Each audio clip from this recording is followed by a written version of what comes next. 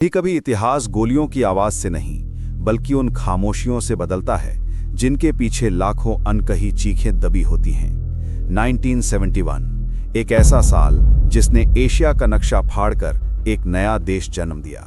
लेकिन ये कैसे हुआ, किसने असल खेल खेला और किस मोड़ पर पूरा क्षेत्र आग में बदल गया, यही है आज की कहानी। पूर्वी पाकिस्तान, आज का बांग्लादेश, लोग एक थे, भाषा एक थी, लेकिन अधिकार छीन लिए गए थे।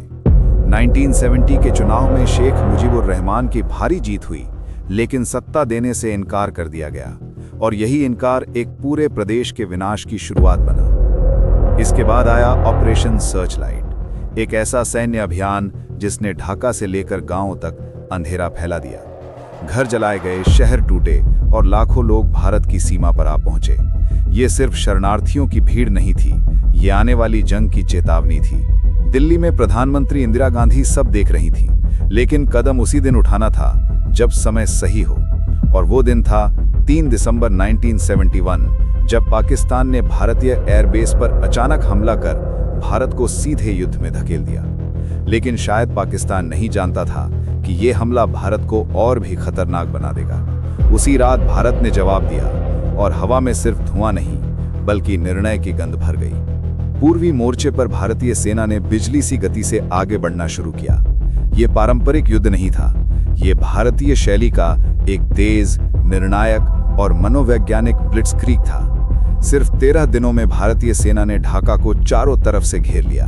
Lieutenant general JS Arora, major Hoshiyar Singh और हजारों सैनिक कीचड़, बारिश, अंधेरे और दुश्मन की घातक जालों के बीच आगे बढ़ते रहे। ढाका की हर गली में मौत छुपी थी। स्नाइपर, बारूदी सुरंगें, आखिरी चालें, हर कदम एक जुआ था, लेकिन भारतीय सेना रुकने वाली नहीं थी। युद्ध का सबसे बड़ा मोड़ 14 दिसंबर को आया।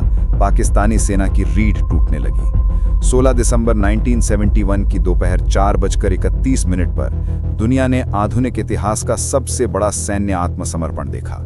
ढाका के रेस कोर्स मैदान में Pakistani lieutenant general A.A.K. Niazi ने 93,000 सैनिकों के साथ भारतीय जनरल JS अरोड़ा के सामने आत्मसमर्पण किया।